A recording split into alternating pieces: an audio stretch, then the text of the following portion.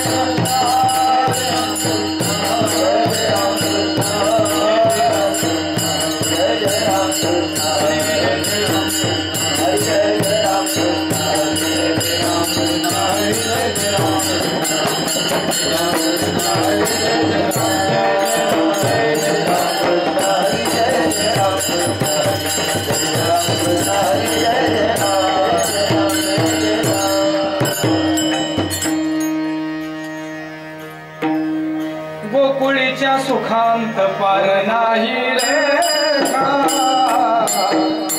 पार नाही रे अंत पार नाही रे गोकुळीच्या सुखांत पार नाही रे अंत पार नाही गोकुळीच्या सुखांत पार नाही रे अंत पार नाही रे अंत पार नाही रे अंत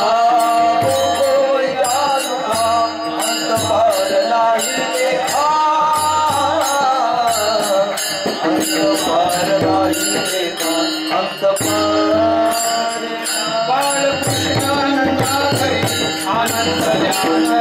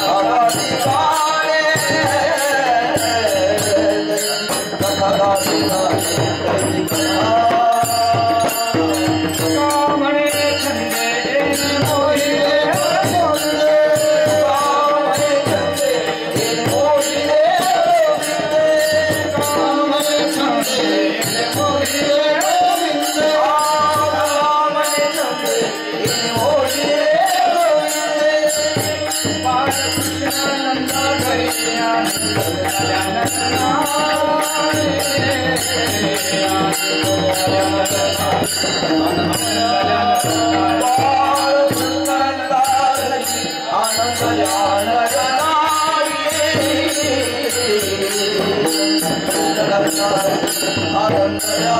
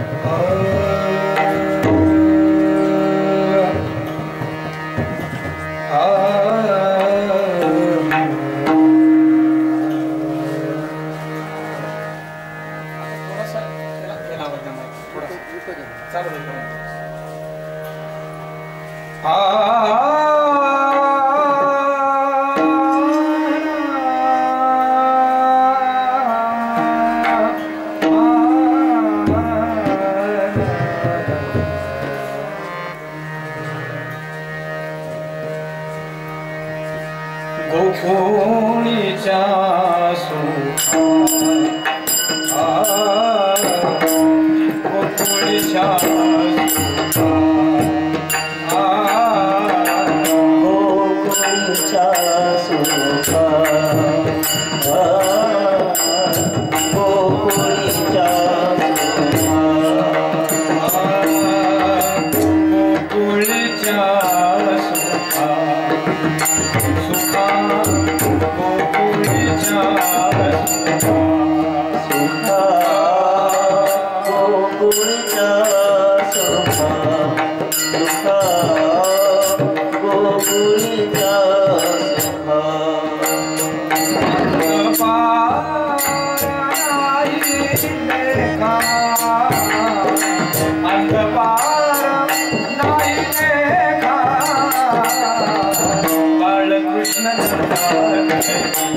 नंदा घरी बाळकृष्ण नंदा घरी नंदा घरी बाळकृष्ण नंदा घरी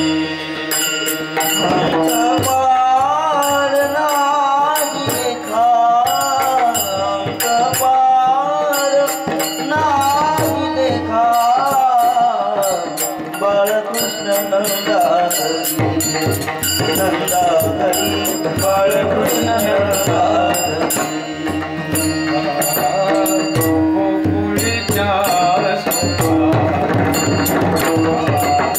गोकुळीच्या सुखा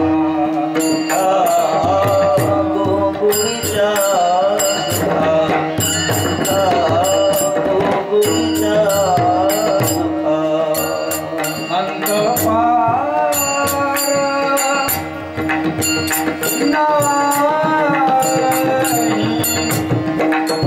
परम गमरे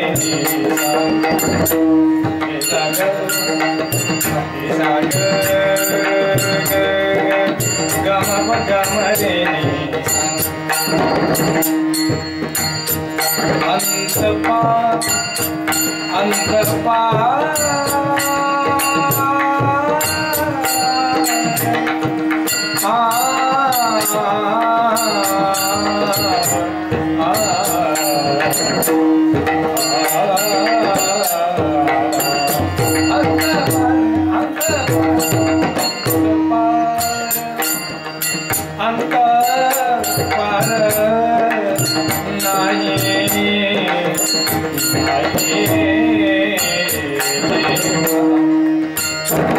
गोकुळीच्या सुखांत पार नाही लेखा नाही लेखा नाही लेखा पार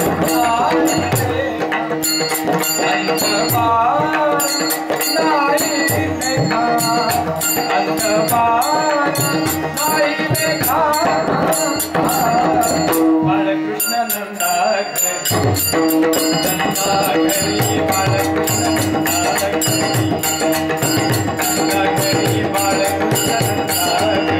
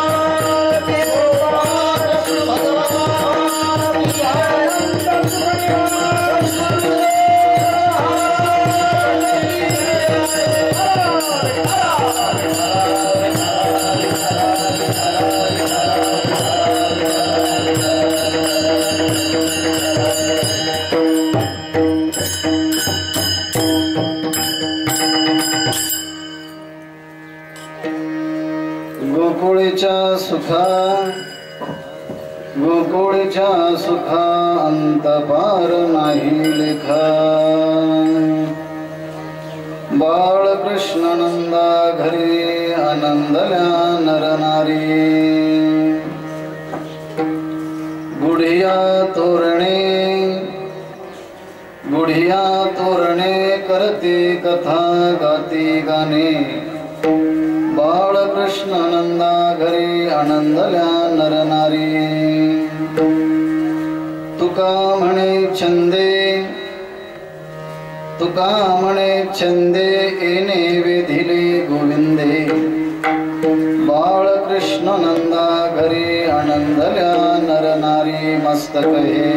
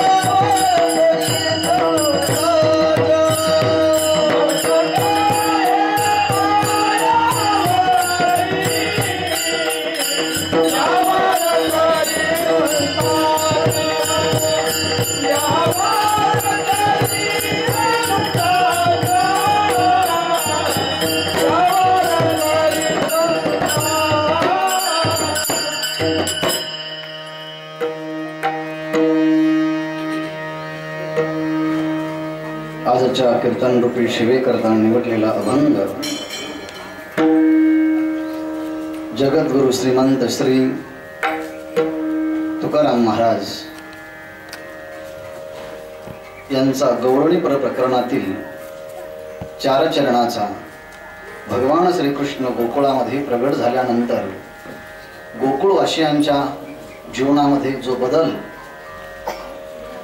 जी क्रांती घडली, त्या क्रांतीचं दिग्दर्शन प्रस्तुतच्या अभंगामध्ये महाराजांनी मांडलेलं आहे. विठ्ठला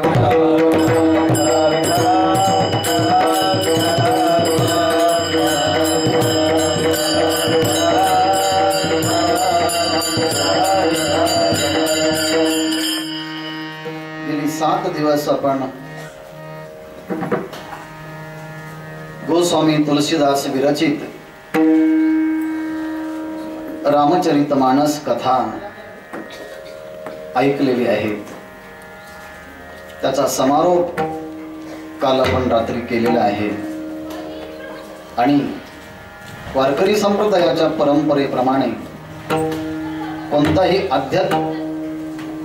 अध्यात्म कार्यक्रम या सगळ्यांचा उपसंहार भगवान श्रीकृष्णाने गोकुळामध्ये ज्या काही लीला केल्या त्या लीलेचं वर्णन काल्याच्या कीर्तनाच्या माध्यमातून जेव्हा पूर्ण होतं तेव्हा तो समारंभ पूर्ण होतो अशी मान्यता आहे.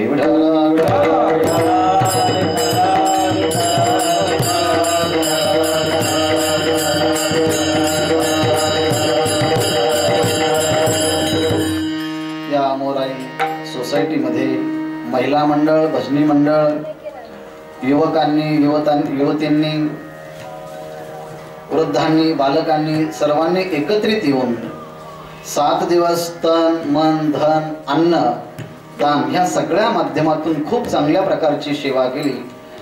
आणि असं करणं म्हणजे सर्व घरातील, सर्व संप्रदायातील, पंथातील, जातीतील, वयातील लोक एकत्रित येऊन उदात्त ध्येयाचा विचार करणं ही तर काल्याची संकल्पना आहे.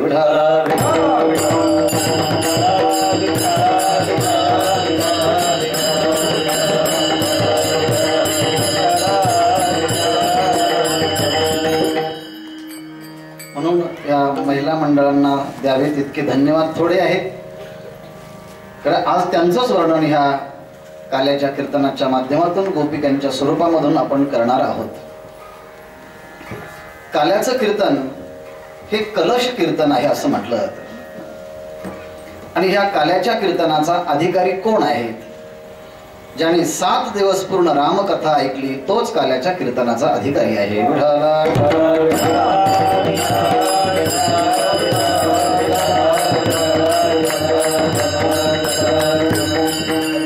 ह्या म्हणण्याचा अर्थ असा आहे, रामकथा जी आपण ऐकली त्या रामकथेमध्ये सगळ्या विशिष्ट मर्यादा आहेत.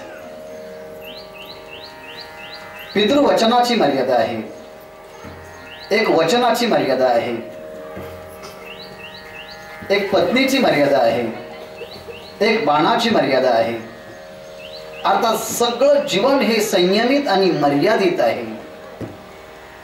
ज्यांनी आयुष्यभर आपलं जीवन संयमित आणि मर्यादित आणि नियमाने बंदिस्त करून वागलेले आहे त्यांच्या जीवनाचं उदात्तीकरण कसं होतं हे काल्याच्या कीर्तनात पाहायला भेटतं.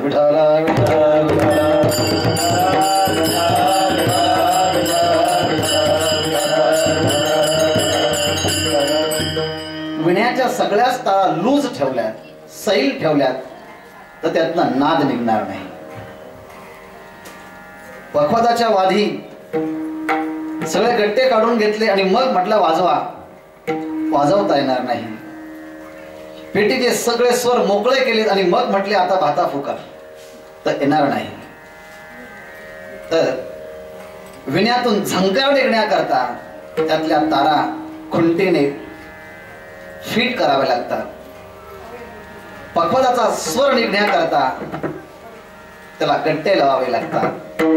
तसा आयुष्यामध्ये सर्व इंद्रियांच्या माध्यमातून प्रभूचं स्पंदन निर्माण होण्याकरता काही नियमांचं बांधिलकी अत्यंत आवश्यक आहे. विठाला विठाला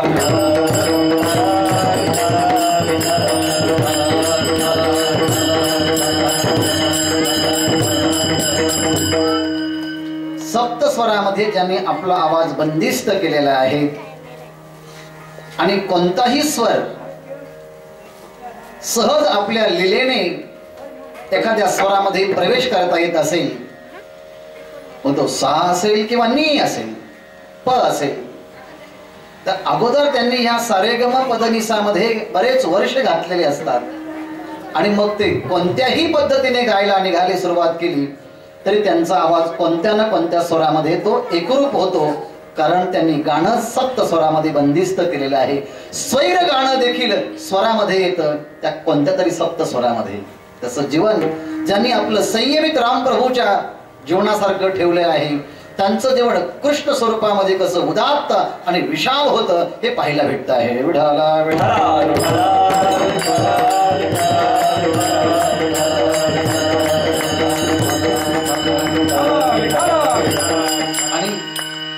काल्याचं कीर्तन म्हणजे भगवान श्रीकृष्णांच्या जीवनचरित्राचं वर्णन करायचं असतं. या काल्याच्या कीर्तनाच्या मध्ये मर्यादा आहे. या काल्याच्या कीर्तनामध्ये भगवंतानी रांगत असताना आणि गोधने चालित असताना ज्या प्रमुख 2 लीला केल्या त्या लीलेच्या अंतर्गत ज्या काही लीला येतात त्या लीलेंचं वर्णन करायचं असतं. केले नारायण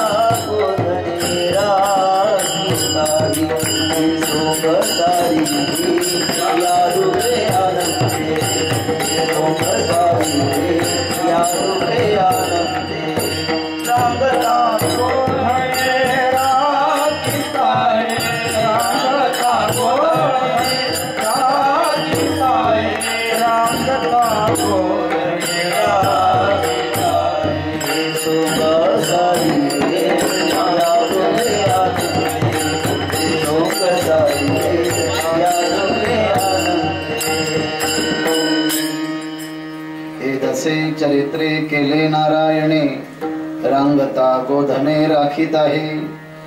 गायी राखत असताना आणि रांगत असताना ज्या लीला केल्या त्या लीलेचं वर्णन ह्या कालेच्या कीर्तनामध्ये करायचं असतं. दुसरं एक आणखी महत्वाचं आहे, भगवंताने काला केला तो वृंदावनामध्ये, पण त्या कालेचं संगोपन झालं आहे पंढरपूरच्या वाळवंटात. एक चिटाळी झाली चंद्रभागे वाळवंटी, एक चिटाळी झाली चंद्रभागे वाळवंटी, एक चिटाळी झाली चंद्रभागे वाळवंटी.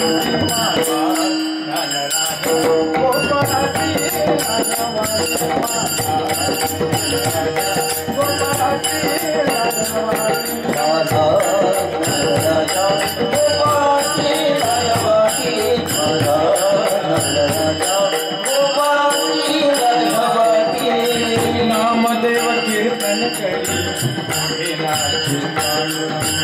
नामदेव कीर्तन करी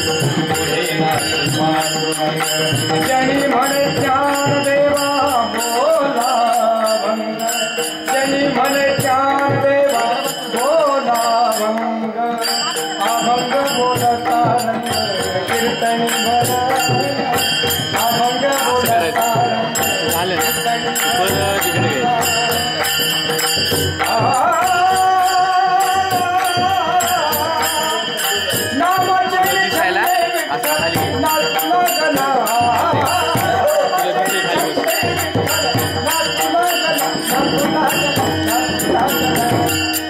एक चिटाळी झाली चंद्रभागे वाळवंटी, एक चिटाळी झाली चंद्रभागे वाळवंटी.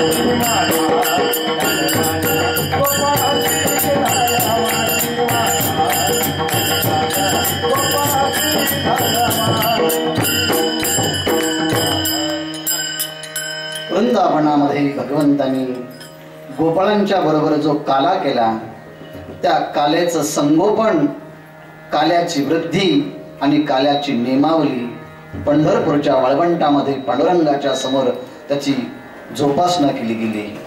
याचं कारण ज्या परमात्म्याने धर्मक्षेत्र कुरुक्षेत्रावरती भगवंताने अर्जुनाला गीतेचा उपदेश केला, तोच परमात्मा पुन्हा पंढरपूरला विटेवरती राहून उभा राहिलेला आहे.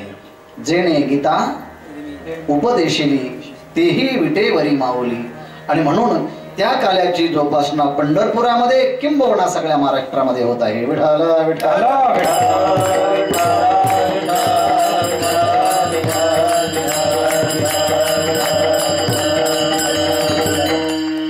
काला हा 3 भूमिकेतून आहे.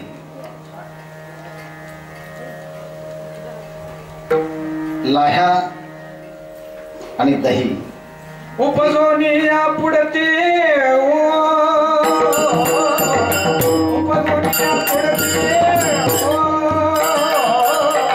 उपजोनिया पुढती उपजोनिया पुढती काला खाऊन दही भात, काला खाऊन दही भात,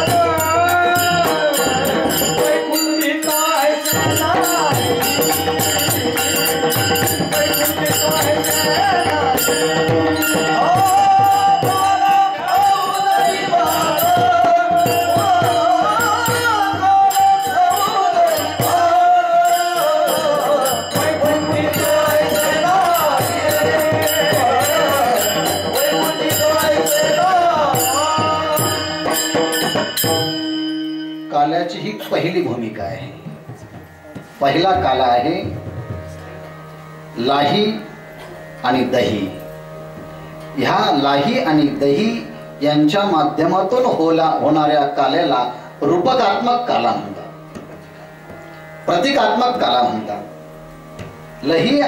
लाही आणि दही हे प्रतीक आहे. या प्रतीकाच्या माध्यमातून काला समजून घ्यायचा आहे.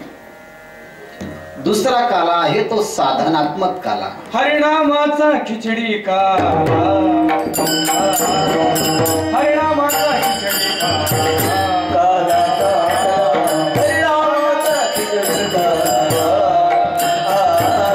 हरिनामाचा खिचडी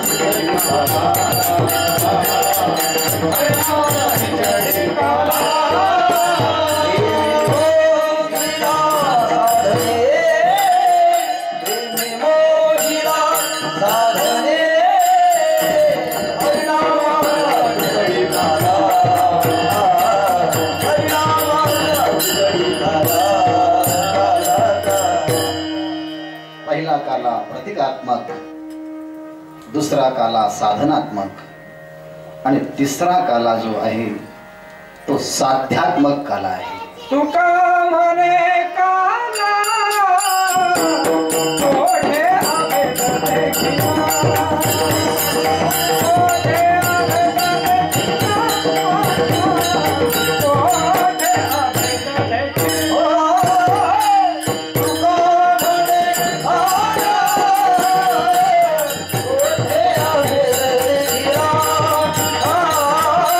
ओढे आवे देखिला, ओढे आवे देखिला. तीन गोष्टी आपल्या डोळ्यासमोर स्पष्ट झाल्या. प्रतिकात्मक काला, साधनात्मक काला आणि साध्यात्मक काला. प्रतिकात्मक काला तुम्ही माझ्याकडे डोळ्यांनी ज्या शरीराला पाहतात आणि मी डोळ्यांनी तुमच्या शरीराकडे ज्या डोळ्यांनी शरीराकडे पाहतो, या शरीराच्या करता असणारा काला जो आहे तो प्रतिकात्मक लाही आणि दहीचा काला आहे.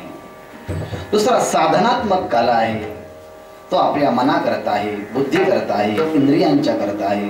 अर्थात दुसरा काला जो आहे तो सूक्ष्म शरीराच्या करता आहे. तिसरा जो काला आहे, या स्थूल शरीराच्या आत एक शरीर आहे, त्याला सूक्ष्म शरीर म्हणतात. या सूक्ष्म शरीराच्या आतमध्ये आणखी एक शरीर आहे, त्याला कारण शरीर म्हणतात. त्या कारण शरीराच्या करता साध्यात्मक काला आहे. 7 दिवसाचा हा सप्ताह म्हणजे मानवी जीवनाचं 3 देहांपासून उत्थान करून परमात्म्याच्या स्वरूपात विलिनीकरण करणं हा महत्वाचा काला.